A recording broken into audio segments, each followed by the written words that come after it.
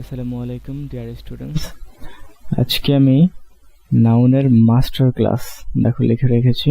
নাউনের master class, নাউনের যে টপিকটা নিয়ে আলোচনা করব মূলত সেটা তোমরা এর উপরে মাস্টার হয়ে যাবে, ঠিক আছে?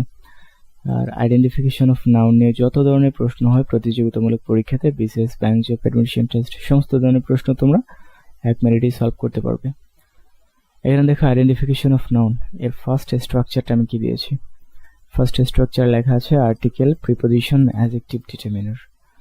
এরপরে যদি একটা ওয়ার্ড থাকে সেটা নাউন, এরপরে কি নাউন আর কিছু লেখেনি, তার মানে এগুলোর পরে যদি আমরা কখনো একটা ওয়ার্ড দেখতে পাই তখন সেই ওয়ার্ডটাকে আমরা নাউন বলবো। যেমন দেখো উদাহরণ দিয়ে রেখেছি এ ম্যান, একটা মানুষ।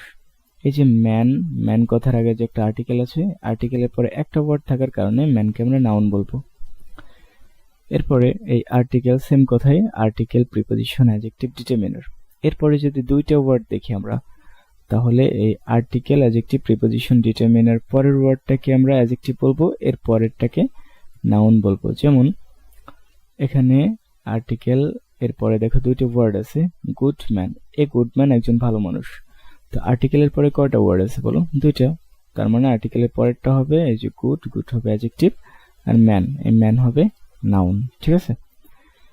এরপরে 3 নম্বর স্ট্রাকচারটা দেখো আর্টিকেল, প্রিপোজিশন, অ্যাডজেক্টিভ, ডিটারমিনার। এরপরে যদি তিনটে ওয়ার্ড থাকে তাহলে এই ডিটারমিনার, আর্টিকেল অথবা প্রিপোজিশনের পরের ওয়ার্ডটা হবে অ্যাডভার্ব, এর পরেরটা হবে অ্যাডজেক্টিভ, এর পরেরটা হবে নাউন।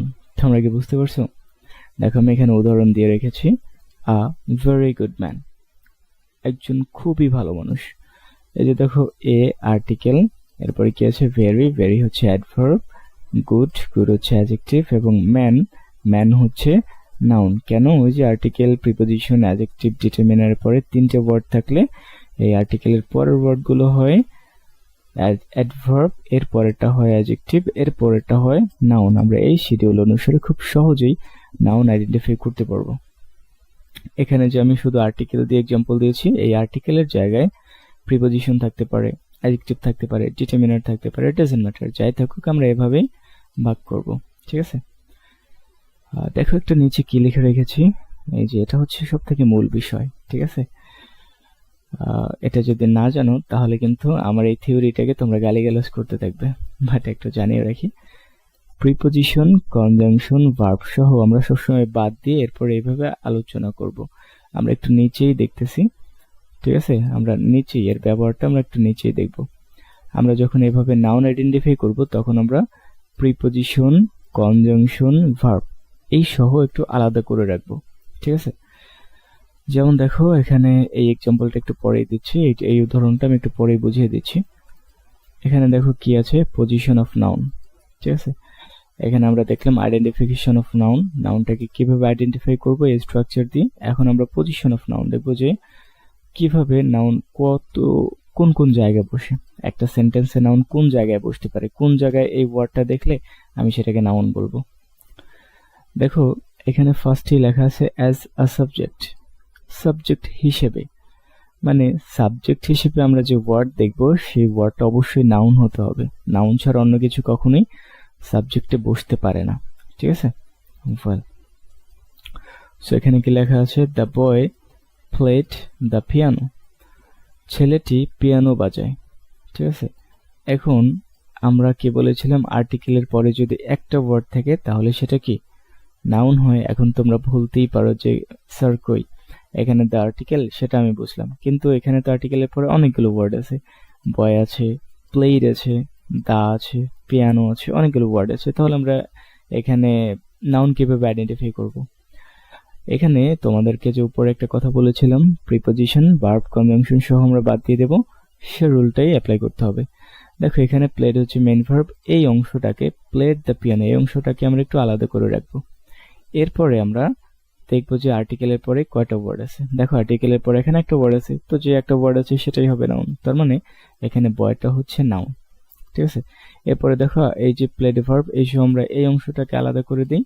এরপরে দেখো এখানে আর্টিকেলের পরে কয়টা ওয়ার্ড আছে, এরপর আর্টিকেলের পরে আছে একটা ওয়ার্ড পিয়ানো, তাহলে এই পিয়ানোটাই হচ্ছে নাউন। বুঝতে পারছো তোমরা? এরকম ভার্ব বাদ দিছো। আবার যদি দেখো কনজাংশন আছে তাহলে কনজাংশনটাকেও সাইডে সরিয়ে রাখবে, প্রিপোজিশন দেখলে সে প্রিপোজিশনকেও সাইডে সরিয়ে রাখবে, ঠিক আছে? আচ্ছা, এরপরে দেখো নাউন কোথায় বসতে পারে, অ্যাজ অ্যান অবজেক্ট। নাউন অবজেক্টের পজিশনে বসতে পারে। যেমন এখানে আবারও ওই একই এক্সাম্পল এনে দিয়েছি, the boy played the piano. এখানে বয়টা সাবজেক্ট হিসেবে ছিল নাউন, আর এখানে পিয়ানো এটা প্লেড ভার্বের অবজেক্ট হিসেবে বসেছে। সাধারণত আমরা কি অথবা কাকে দিয়ে প্রশ্ন করলে যে আনসার পাই সেটা হয় অবজেক্ট। কি দিয়ে প্রশ্ন করে আমরা বস্তুবাচক অবজেক্টের আনসার পাই, এবং কাকে দিয়ে প্রশ্ন করলে আমরা ব্যক্তিবাচক অবজেক্টের আনসার পেয়ে থাকি। যেমন এখানে যদি আমরা প্রশ্ন করি যে কি বাজায়, তাহলে আনসারটা হয় পিয়ানো বাজায়। তার মানে এই পিয়ানোটাই হচ্ছে অবজেক্ট, এবং এই অবজেক্টের পজিশনে একমাত্র নাউনে বসতে পারে। তার মানে এই পিয়ানোটা হচ্ছে নাউন, ঠিক আছে। তাছাড়া আমরা যদি উপরেরটাকে যদি লক্ষ্য করি, এই স্ট্রাকচারটাকে, তাহলে আমরা দেখবো যে এটা অবশ্যই নাউন, ঠিক আছে। এরপরে নাম্বার 3 তে আছে as an object of preposition, প্রিপজিশনের অবজেক্ট হিসেবে। তো দেখো এক্সাম্পল আছে, the mountains are across the lake. Mountains কিংবা পর্বতমালাটা হচ্ছে লেকের অপোজিটে। তোমরা কি জানো, এই অ্যাক্রস দ্বারা কিন্তু অপোজিট অর্থ বোঝায়। এখানে অ্যাক্রস দ্বারা অপোজিট বোঝাচ্ছে যে লেকের ওই পাশে, অন্য পাশে হচ্ছে মাউন্টেন্স, ঠিক আছে। তো এই যে প্রিপজিশন আমরা বলেছিলাম না, প্রিপজিশনের পরে যদি দুইটা ওয়ার্ড থাকে তাহলে প্রিপজিশনের পরেরটা অ্যাডজেক্টিভ, পরেরটা নাউন। এই যে দেখো এখানে দ্য আর্টিকেল এটা হয়ে যাবে অ্যাডজেক্টিভ, এবং এই লেকটা হবে নাউন, ঠিক আছে। ওয়েল, তোমরা বলতে পারো যে স্যার কি ব্যাপার, এটা তো আর্টিকেল, এটা আবার কিভাবে অ্যাডজেক্টিভ হয়? হ্যাঁ হয়। এটা নিয়ে যদি তোমরা ভিডিও চাও তাহলে তোমরা আমাকে কমেন্ট বক্সে বলবে, আমি এটা নিয়েও আলাদা ভিডিও বানাবো যে আর্টিকেল কিভাবে অ্যাডজেক্টিভ হয়। আচ্ছা, এরপরে দেখো 4 নম্বর, অ্যাজ এ কমপ্লিমেন্ট।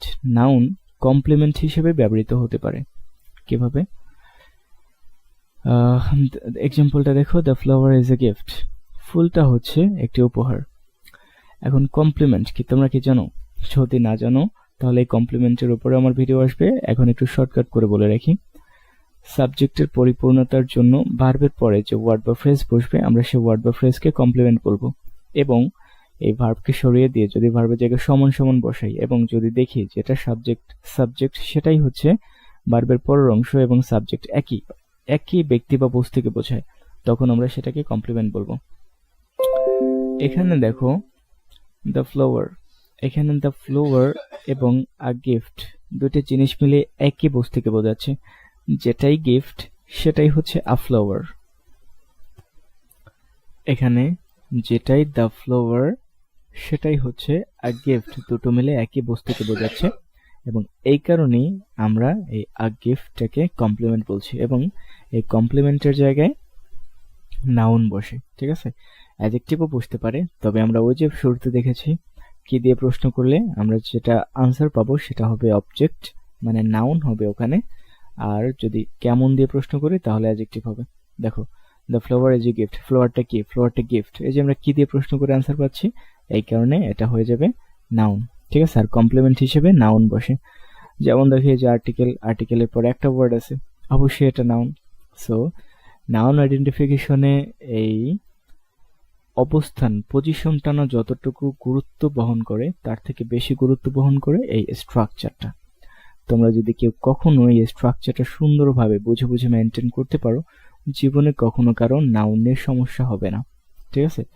এবং তোমরা জেনে রাখো, ব্যাক টু ব্যাক দুইটা যদি নাউন থাকে তাহলে পূর্বের নাউনটা হয় অ্যাডজেক্টিভ, পরের নাউনটা হয় নাউন, ঠিক আছে। যেমন তোমাদেরকে একটু লিখে দেখাই। এখানে মনে করো যে লেখা আছে স্কুল বাস, ঠিক আছে। এখানে কিন্তু আমরা জানি স্কুল শব্দটাও হচ্ছে নাউন এবং বাস শব্দটাও নাউন। এই বাস শব্দের আগে স্কুল শব্দটা থাকার কারণে আমরা এই স্কুল শব্দটাকে আর এই বাক্যে বা এই ফ্রেজের মধ্যে নাউন বলবো না, আমরা এটাকে অ্যাডজেক্টিভ বলবো। কারণ স্কুল দ্বারা কিন্তু এখানে সচরাচর যে আমরা স্কুলকে বুঝি, স্কুলকে বোঝায় নাই, আর বাস দ্বারা নর্মাল কোনো বাসকে বোঝায় নাই। স্কুল বাস বলতে স্কুলের বাসকে বোঝানো হয়েছে। দ্যাটস ওয়াই এখানে আমরা স্কুলকে স্কুল বলবো, এবং পার্টিসিপেন্টের দিক থেকে এটাকে অ্যাডজেক্টিভ বলবো, আর বাসকে বাসই বলবো। কারণ কি, শুরুর নাউনটা হয়ে যায় অ্যাডজেক্টিভ, পরের নাউনটি হয়ে যায় নাউনই থাকে, ঠিক আছে। ওয়েল, সো আমরা কিভাবে নাউন আইডেন্টিফাই করতে হয় সেটা দেখে নিলাম। ওকে,